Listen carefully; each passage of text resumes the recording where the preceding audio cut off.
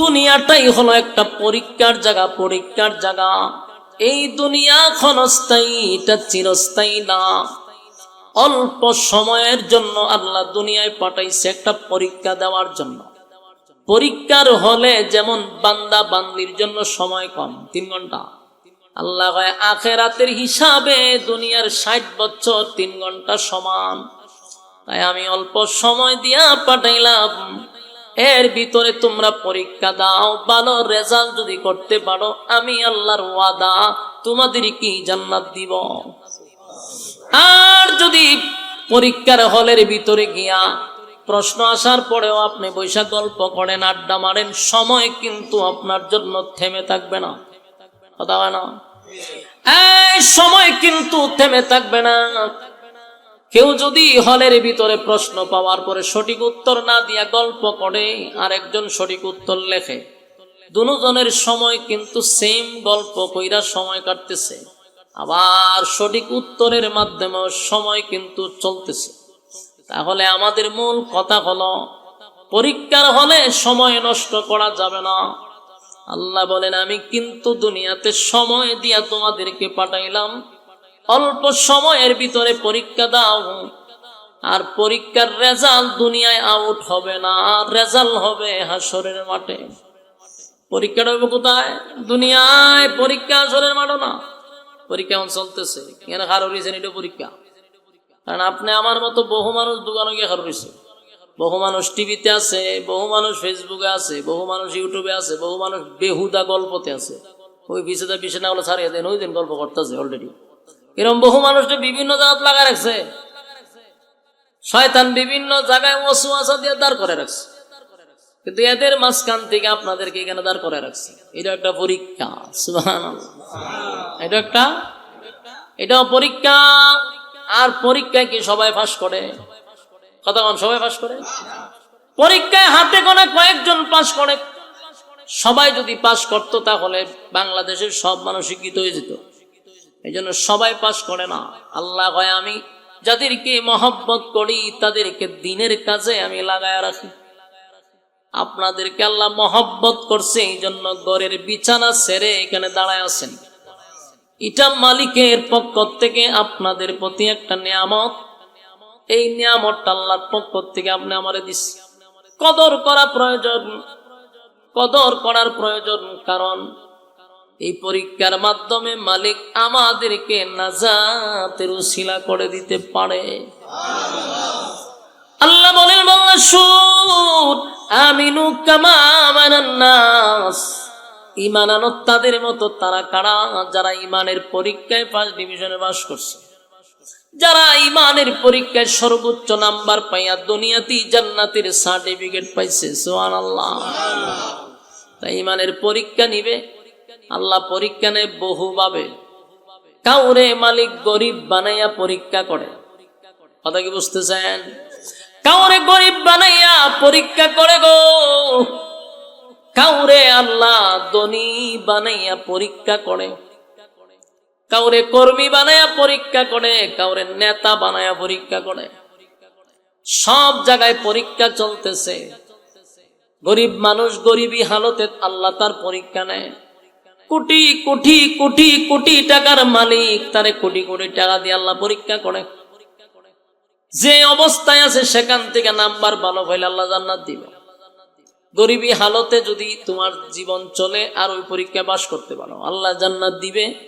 বড় লোক হইলে গুনার কোনো কিছু না, যে মানুষ বড় লোক হইলে বুঝি সে খারাপ। আল্লাহ পৃথিবীতে বহু নবীরে বাদশা বানাইছে।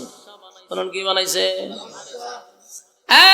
টাকা পয়সা থাকলে মনে করে মানুষ এর মধ্যে দিন নাই, বহু কোটি হাজার কোটি টাকার মালিক আল্লাহর ওলি হয়। কথা কি বুঝতেছেন? সুলাইমান আলাইহিস সালাতু ওয়াস সালামকে আল্লাহ গোটা পৃথিবীর রাজত্ব দিছে। বলুন, একটা আমেরিকা দিছে না গোটা পৃথিবী? গোটা পৃথিবীর রাজত্ব সুলাইমান নবীর আল্লাহ দিছে। কিন্তু সুলাইমান নবী গোটা পৃথিবী রাজত্ব করে একটা সেকেন্ডের জন্য আল্লাহকে ভুলে নাই। তাহলে টাকা পয়সা থাকলে খারাপ না, কিন্তু ওই হালতে আপনার পরীক্ষা চলে। ওই হালতেই মালিকের গোলামি চলতে হবে। গরিব মানুষ, তোমার সেখানেই পরীক্ষা।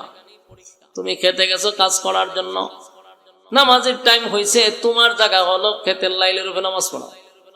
বড় লোক, কোটি কোটি টাকার মালিক, বিশাল শিল্পপতি রাজপ্রাসাদে বসে রয়েছে, আজান দিছে, তোমার এখানে নামাজ পড়া। এক একজন এক এক জায়গায়, কিন্তু পরীক্ষা সমান। সব সময় দেখবেন একটা না একটা রোগ লাগিয়ে থাকে। এই রোগ দিয়ে আপনারে দিছে আল্লাহ, এটা পরীক্ষা। রোগ বেমার দিয়ে আল্লাহ পরীক্ষা করে, এখানে ধৈর্য ধারণ করতে হবে।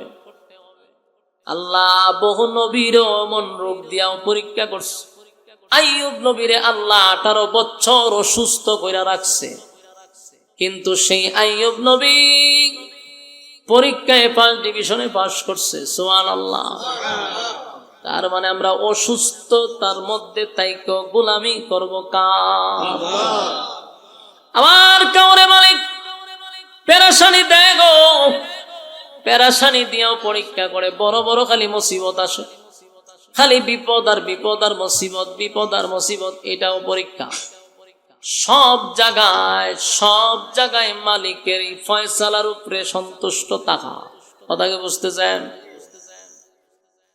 আমরা চেয়ার আনছে, একটু জিকির করেন, লা ইলাহা ইল্লাল্লাহ, লা ইলাহা ইল্লাল্লাহ, লা ইলাহা ইল্লাল্লাহ, লা ইলাহা ইল্লাল্লাহ, লা ইলাহা ইল্লাল্লাহ, লা ইলাহা ইল্লাল্লাহ, লা ইলাহা ইল্লাল্লাহ,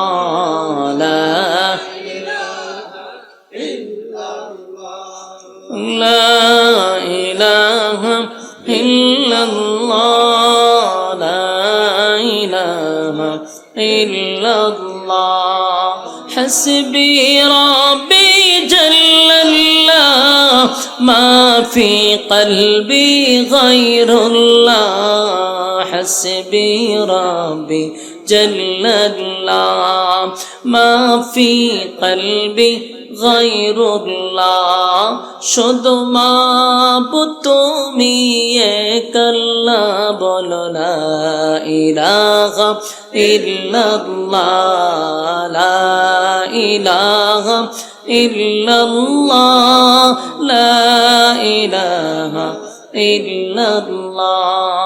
নেই কোনো মাবুদ আল্লাহ ছাড়া, নেই কোনো মাবুদ আল্লাহ ছাড়া, এক খোদার পর দুই খোদায়ার, তিন খোদা মোরা কিছু মানি না, বলো লা ইলাহা ইল্লাল্লাহ, লা ইলাহা লা ইলাহা ইল্লাল্লাহু মুহাম্মাদুর রাসূলুল্লাহ সাল্লাল্লাহু আলাইহি ওয়াসাল্লাম।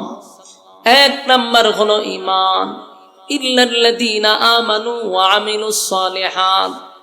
এক নাম্বার হলো ঈমান, 2 নাম্বার হলো নেক আমল। তাহলে ঈমান আনবো কাদের মতো? ঈমান আনবো সাহাবায়ে কেরাম, তাদের জীবনী আমরা পড়ব। এই ঈমান আনছে রে, সাহাবায়ে কেরাম কিভাবে ঈমান আনলো, আমরা তাদের জীবনী তালাশ করব। ঈমান রক্ষা করার জন্য ঈমানের উপর তাদের ঈমান আনার পরে পরীক্ষা আসছে। এটা আমাদের পরীক্ষা নয়, ভয়াবহ পরীক্ষা। ঈমানের পরীক্ষা যখন সাহাবায়ে কেরামদের উপরে শুরু হয়ে গেল, কোন কোন সাহাবীদেরকে গরম তৈলের মধ্যে ছেড়ে দিছে।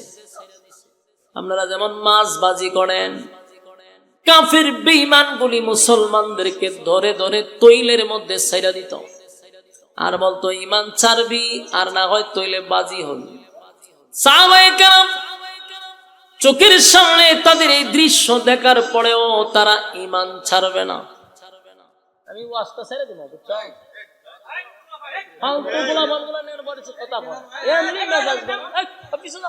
অনেকক্ষণ ধরে গুডুর গুডুর গুডুর গুডুর করতে,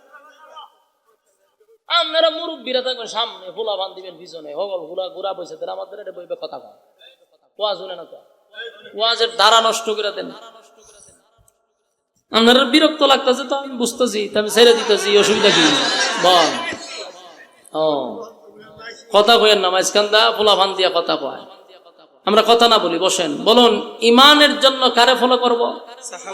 হ্যাঁ, এটা মাথায় রাখতে হবে। অনেকে আছি আমরা সাহাবায়ে কেরামদেরকে মাপ কাটি মানতে রাজি না। তো এরার মতো ইমান কি আপনি দেখাইতে পারবেন? আপনি কি তৈলে বাচ্ছেন? গরম বালুর মধ্যে শুইছেন? না, শোন নাই তো, তাই আপনি মানবেন কেমনে? যেন আল্লাহ নিজেই বলছে আমিনু কামা আমানান নাস। এই আয়াতের ব্যাখ্যা আপনি বাহির করেন। আল্লাহ বলছে তাদের মতো ঈমান আনো। তাহলে তারা কারা? একমাত্র সাহাবায়ে কেরাম, যারা দুনিয়াতে জান্নাতের সার্টিফিকেট পাইছে। এরা অতীতে দুনিয়াতে কেউ জান্নাতের সার্টিফিকেট পায় নাই। এই জন্য আমরা ঈমান আনবো, সাহাবায়ে কেরামদের জীবনী আমরা তালাশ করব। তারাও ঈমানের পরীক্ষা দিছে, ঈমানের পরীক্ষা দিছে রে। গরম বালুর মধ্যে শোয়া দিছে, এমনটাই শেষ না, আবার বুকের উপরে পাথর দিছে। আর এটা আমরা দেশের বালু না, এটা মরুভূমির বালু। যদি বালুর মধ্যে আপনি চাউল ছাড়েন, জাগাত মুড়ি হয়ে যাবো। এত গরম বালু। যারা সৌদি আরব গেছেন শুধু তারা জানবেন, খালি পায়ে কেউ হাঁটতে পারে না, তুষা উঠতে যাবো, সামরা গইলা যাবো আপনি। এত গরম। এই গরম বালুর মধ্যে সাহাবায়ে কেরামদেরকে ঈমান আনার কারণে শোয়া দিছে। উপরে পাথর দিছে যাতে লড়াচড়া না করতে পারে। গরম বালুর কারণে পিঠের চামড়া গুলি কষে গেছে। ঈমানের পরীক্ষা দিছে সাহাবায়ে কেরাম। খাব্বাব রাদিয়াল্লাহু তাআলা আনহু নামক একজন সাহাবী, ওনারে জ্বলন্ত কয়লার মধ্যে শোয়া রাখছে। জ্বলন্ত কয়লা, চামড়াগুলি কষে কষে গলে গলে কয়লার মধ্যে পড়তেছে। বড় বড় গর্ত হয়ে গেছে, কিন্তু ঈমান দেয় নাই। কত সাহাবায়ে কেরাম ঈমানের জন্য জীবন দিয়া দিছে, শাহাদাত বরণ করছে, ঈমান দেয় নাই। আর আমরা দেশ 5 টাকার কাছে ঈমান বিক্রি করে। কত? 5 টাকার কাছে ঈমান বিক্রি করে। কয় হাজার প্রমাণ নেবেন আমার থেকে? আমি দিতাম। এই যে এখন একটা ইলেকশনের একটা মৌসুম আসছে, চতুর্দিকে আরেকজন নেতা, সব নেতার মাথাতে আবার টুপি থাকবো। এখন টুপিও থাকবো, পাঞ্জাবিও থাকবো, ওয়াজও করবো। এখন বুঝছেন, 5 বছর 10 বছরের ওয়াজ এখন করবো, 5 বছরের টুপি এখন মাথার দিব। বাংলাদেশের মানুষ কি কোনো অ্যাঙ্গেলে বলদ না? বাংলাদেশের মানুষ খুব চালু মানুষ। যদিও আমি যদি কই আপনারা আমার কথা তো কবেন ঠিক, নেতায় কইলেও কবেন ঠিক, সব জায়গায় টিক টিক টিক টিক। এর বড় বাংলাদেশের মানুষ একটা সচেতন, ঠিক কইব সব জায়গায়। মন্দিরে গিয়ে হয় ঠিক, মসজিদে গিয়ে হয় ঠিক, কিন্তু ঠিকের মাঝখানে আরেকটা ঠিক আছে, এটা জায়গা মতো ঠিক বসাই দিব। বাংলাদেশের মানুষ কোনো অ্যাঙ্গেলে বলদ না। তা আমরা এই যে মৌসুম আছে না, কম জায়গায় জায়গায় ওয়াজ, নহন বক্তা ওয়াজ করে কম, নেতা ওয়াজ করে বেশি। দেখবেন এটা খালি আপনারা লাগাত না, সারা বাংলাদেশ এখন 5 বছরের পুরো ওয়াজ আপনার ধৈর্য নিয়ে ও বক্তা আইছে হবিগঞ্জ থেকে আর আমেরিকার থেকে আসেন, কিন্তু আপনি বক্তারও ওয়াজ ওনার লাগবো। কথা বুঝতেছেন? এটা মৌসুম।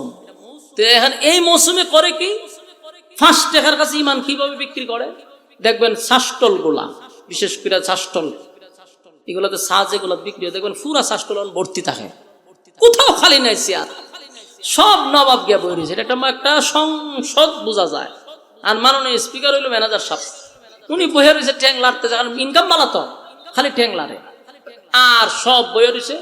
কিছুক্ষণ পরে একজন নেতা আসসালামু আলাইকুম ওখানতে সালাম দেয়, হ্যাঁ বলো বলো বলো, আপনারা সবাই ভালো আছেন? বলো। হ্যাঁ, আর সাথে সামার সবাই রং সাইজ চামাতে খাওয়াইছে। খাওয়ানোর পরে হয়তো আমি সময় তো নাই, বুটটা কারে দিবেন? সর্বনাশ, রং চা খাওয়াইছেন আপনি, বুট তো আপনিই পাইবেন। আনারস মার কাছেন বেড়া গেছে, আসসালাম আলাইকুম, আর একখানে যাইতেইব। কিন্তু এই শাসটলের যারা চা খাইছে এরা তো উঠতে যাওয়া আর কথা না, চা তো খাইছে উঠতে যাইতো গা, কিন্তু যাওয়া যাবি নাই। চা খাইয়া কি গেছে গা, সব বসে রয়েছে। কারণ আনারস এনে গেছে, বুড়া মার খাইতে জানা। কতক্ষণ পরে আরেক বুড়া মার খাইছে, আসসালাম আলাইকুম, জি, সবাই উত্তর দিছে। আপনারা সবাই ভালো আছেন? ভালো আছি। গায়ের সবাই দুধ চা দেয়, ইচ্ছা মতো দুধ চা দিছে, মানে খাইছে।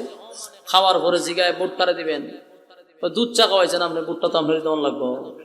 বেচারা খুব খুশি, সালাম আলকি দিয়ে গেছে। কতক্ষণ পরে দেখা যায় আরেক প্রার্থী আইছে, মনে করেন ইরু আলমে আইছে। আয়া বেচারার বাসা কইতেছে বুটটা কাটে দিবেন, করে কোনো সিদ্ধান্ত হইছে না। দুই জায়গা চা খাইয়া সিদ্ধান্ত দিয়ে দিছে দুইজন রে। আর একবার আইছে এখন চা খাওয়াই তো সিদ্ধান্ত হইছে না, কত আরে কফি মাত। মানে কফি খাওয়ার পরে জিগায় বুটটা কাটে দিবি, সর্বনাশ। আগে গেছে রং, পরে গেছে দুধ, হয়েছে কফি, বুট তো আপনি পাইবে। আমার প্রশ্ন হইল বুট কয়টা দিছে, কয়জন রে? ইমান আছে না গেছে? কয়টার কাছে বিক্রি হইল?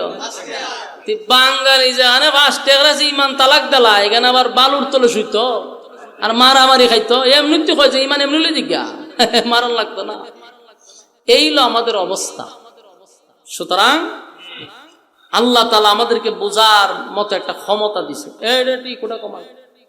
আপনি আমারে কি দিছে? আল্লাহ একটা মেধা দিছে, ভালো মন্দ বোঝার মতো ক্ষমতা মানুষকে দিছে, গরু ছাগলকে দিছে না। আমার কথা বুঝতে চান? গরু ছাগলে ভালো মন্দ বুঝে, গরু ছাগলে ভালো মন্দ বুঝে না দেখেছেন সবার সামনে এর ফসরাবদর্শ করে লায়, বাথরুমের দর্শ সবার সামনেই করে, কারণ এর ভালো মন্দ বুঝ নাই। কিন্তু মানুষকে আল্লাহ বুঝার মতো একটা মেমোরি দিছে, এটা কোন জাতিকে দেয় না। বুঝা শূন্য আপনার কাজ করতে হবে। 5 টাকার কাছে যে ইমান বিক্রি করে দিলেন, বুট একটা দিয়েছেন 5 জন, যে নেতা এরিকন হ দিব কেন, মুনাফিকও করেন কেন? ডাইরেক্ট মুখের বলবেন যে বুট আপনারই দিব। আর যারা দিবে না হয়ে না বুট দিতাম না, আমি হেরো কোন দিমু, এটা কোন ধরনের মুনাফিক? আমি সবচেয়ে বড় মুনাফিক, সবাই রেখো দিমু। যে নেতায় কহ বুট আপনি করবেন, এটা মুনাফিকি। গুনাহ হইতেছে না? কবিরা গুনাহ। আপনি ওয়াদা দিছেন একজন, ওয়াদা দিছেন তো দিছেন, কথা লড়ান কেন? ওয়াদা দিছেন একজন, দিমু ভাই আপনারই দিমু আমি। আরেকজন আইলে বলে ওয়াদা আমি ভঙ্গ করতে পারবো, আমি একজনে ওয়াদা দিছি তারা ভোট দিব, আমি আরেকজনের কাছে আবার 500 টাকার লাগে ভোট বিক্রি করতেছি। হারাম কোর আমরা হারাম খাইয়া যখন একজন নেতা বানাই, ওই নেতায় সমাজের কি কাজ করবো? এটা আপনারা হারাম দিয়ে আর পরে গিয়ে চেয়ারও বইছে, হে বোয়ার পরে কি আপনারা কি মনে করো? হে আবার আরাম খাইতো না, আপনারা দিছে হে এখন খাইব। এই দেশটা এইভাবে শেষ হয়েছে আমাদের। কারণ একজন নেতার থেকে নিতে নিতে নেতার কি দোষ হয়? নেতা খাই আল্লাহ থেকে খাইতো না, কিতা করতো? হ্যাঁ বাড়া এখানে বসতে গিয়া যা আসিন সম্পত্তি পাবে সব বিক্রি করছে, কইরা দিতে দিতে শেষ। কোন রকম চেয়ারটা পাইলে তা খাইতে খাইতে খাইতে খাইতে 5 বছর শেষ। সোনার বাংলাদেশ যেমন আছেন এরকমই রয়ে গেছে। আমরা ওয়াদা বরখেলাপ করবো না ইনশাআল্লাহ। আমার যুবক ভাইরা, তো সাহাবায়ে কেরাম ঈমান আনছে, তারা কিন্তু জ্বলন্ত কয়লার মধ্যে পর্যন্ত শুয়াইছে, কিন্তু ঈমান ছাড়ছে? ঈমান ছাড়ে নাই। পাথর বুকের মধ্যে চাপা দিছে, কিন্তু ঈমান ছাড়ছে না। এমনকি বহু সাহাবীদেরকে তৈলে বাজি করছে, এরপরে ঈমান ছাড়ছে না। কারণ ঈমান হলো আমাদের মূলধন, এটা আমাদের মাথায় থাকতে হবে। সাউন্ডটা আগেই ভালো আছে, একটু কমান, একটু কমান। এই জন্য আমার যুবক ভাই, আল্লাহ বলেন আমিনু কামা আমানান নাস, ঈমান আনো তাদের মতো। লড়াইছেন কেরে রে ভাই, একটু কমান, যেমন আছেন এমনই সুন্দর আছেন। আমিনু কামা আমানান নাস, আমরা ঈমান আনবো কাদের মতো? সাহাবায়ে কেরামদের মতো। ঈমানের পরীক্ষা দিছে, কিন্তু ঈমানের পরীক্ষা দিয়া পাস হইছে। জান্নাতের সুসংবাদ আল্লাহ দুনিয়াতে দিয়া দিছে। 10 জন সাহাবীকে বলছে তুমি জান্নাতি, তুমি জান্নাতি, তুমি জান্নাতি। সুবহানাল্লাহ। আমরা যেন ঈমান বিক্রি না করি, সাবধান, ঈমান বিক্রি করা যাবে না। আমি আগেই বলছি, ঈমান হলো আমাদের মূলধন, এটাই হলো আমাদের অ্যাকাউন্ট। বহু মানুষের ঈমান থাকবে না। যদি ঈমান মাপার মেশিন থাকতো, তাহলে বহু মানুষের ঈমান কিন্তু একেবারে জিরোতে এসে বসে রয়েছে। এই জন্য ভাই, গুনাহ করে, নামাজ পড়ে না, রোজা রাখে না, যেটাই করেন, কিন্তু ঈমানটাতে ছাইরা দিলেন। যারা পরিমাণ ঈমান লইয়া যদি কেউ কবরে যায়, আল্লাহর নবী বলেন কোনদিন আল্লাহ তারে তুইলা জান্নাতে ঢোকাবে। সুবহানাল্লাহ। আর যদি একবার ঈমান না থাকে, তাহলে অনন্তকাল জাহান্নামের আগুনে জ্বলবেন, আর কোনদিন জান্নাতের ঘ্রাণও পাইবেন না। নাউজুবিল্লাহ বলেন। এই জন্য ইমানের ক্ষেত্রে কোনো ছাড় নাই। বলবেন যে আমার প্রথম পরিচয় হলো আমি একজন ইমানদার, আমি একজন ইমানদার, এটাই আমার সবচেয়ে বড় পরিচয়। রাজনীতি আমার পরিচয় না, আমি একজন ইমানদার, এটাই আমার সবচেয়ে বড় পরিচয়। দুনিয়ার সব দিতে পারি, কিন্তু ইমানের ব্যাপারে কোনো স্যাক্রিফাইস হবে না। কথা হয় না? সব দিবেন কিন্তু ইমান দেওয়া যাবে না। এতে আমার জীবনটাও যদি চলে যায় আমি দিতে প্রস্তুত, ইমান ছাড়বো না। কারণ এই দুনিয়ার থেকে যদি আমি চলে যাই, না হয় ক্ষণস্থায়ী দুনিয়া আমি হারাইলাম, কিন্তু চিরস্থায়ী দুনিয়া তো হারানো যাবে না। চিরস্থায়ী পরকাল হারানো যাবে না, এটা বোকামি। বুদ্ধিমান ওই ব্যক্তি যে পরকাল হারায় না। এই দুনিয়ার শুরু আছে রে, এই দুনিয়ার শেষ আছে, কিন্তু পরকালের শুধু শুরু আছে, এটার কোনো শেষ নাই। আপনি কোনটা নেবেন? আমার পরকালের দরকার। দুনিয়ার ক্ষণস্থায়ী দুনিয়া, বেশি দিন না, কেউ আগে যায় কেউ পরে যায়, কিন্তু যাওয়ান লাগবে। কথা কয় না? থাকতে পারবে? কথা কই না দি? এই পৃথিবী থাকার জায়গা নয়। কেউ থাকতে পারে নাই, কেউ থাকতে পারে নাই। আমার দাদা থাকে নাই, আমার বাবা থাকে নাই, আমিও থাকবো না। এই দুনিয়াতে আসার একটা সিরিয়াল আছে, কিন্তু যাওয়ার কোনো সিরিয়াল নাই। বাবার আগে সন্তান যায়, দাদার আগে নাতি চলে যায়, কোনো সিরিয়াল নাই। তাই যতদিন বাঁচবো ইমান লইয়া বাঁচবো, ঠিক না?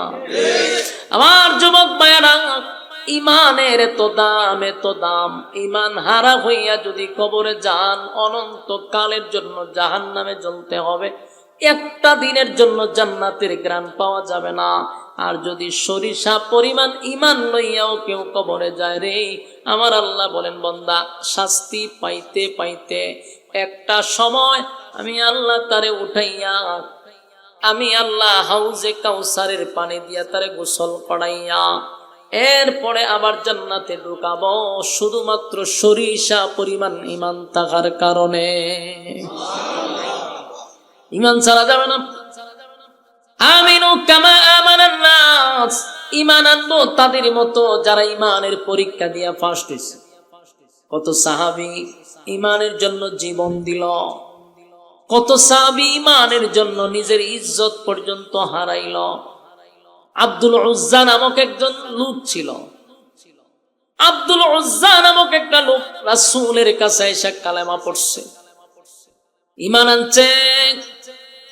আনার পরে রাসূল বলল, তোমার নাম আজকের থেকে আব্দুল্লাহ রেখে দিলাম, আর কোনোদিন যেন আব্দুল উজ্জার নাম না শুনি।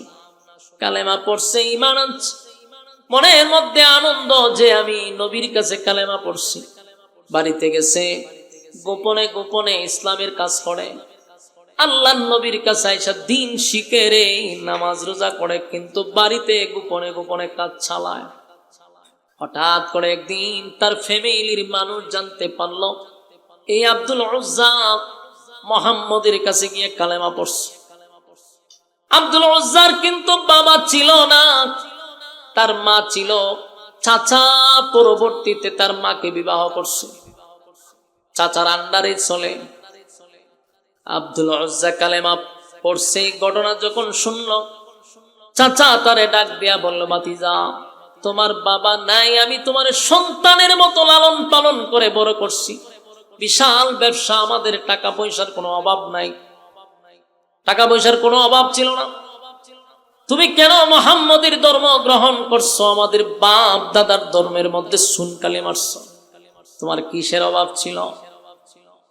ওই আব্দুল উজ্জা, যার নাম রাসূল রাখছে আব্দুল্লাহ, আব্দুল্লাহ বলে, চাচা আমি কালেমা পড়ছি, আমি ঈমান আনছি, আমার দিলের শান্তি পাইছি, গাড়ি আছে বাড়ি আছে, টাকা পয়সার কোনো অভাব নাই, কিন্তু আমার ভিতরে কোনো শান্তি নাই। আমি শান্তি তালাশ করতে ইসলাম ধর্ম গ্রহণ করছি। মুহাম্মদের চেহারা দেখলে আমার কলিজা ঠান্ডা হয়, আমি যতক্ষণ তার কাছে থাকি আমার কলিজা ঠান্ডা থাকে। চাচা তারে ঘরের ভিতরে নিয়ে যতটুক পারা যায় নসিহত করলো, বাবারে তুই কালেমা ছেড়ে দে, মান সম্মান থাকবে না, বাপ দাদার ধর্মের মধ্যে সুনকালি পড়তেছ। কিন্তু আব্দুল উজ্জা বলে, চাচা দুনিয়ার সব আমি ছাড়তে পারি, কিন্তু কালেমা তো ছাড়তে পারবো না। সুবহানাল্লাহ। সবে মাত্র ঈমান আনছে, আর আমরা তো জন্মের পর থেকে ইমানদার, কিন্তু বিক্রি হই 5 টাকার কাছে। আর আব্দুল উজ্জার সম্পদ ছিল, তদানীন্তন সময়ও তারা শিল্পপতি ছিল, ব্যবসা বাণিজ্য ছিল।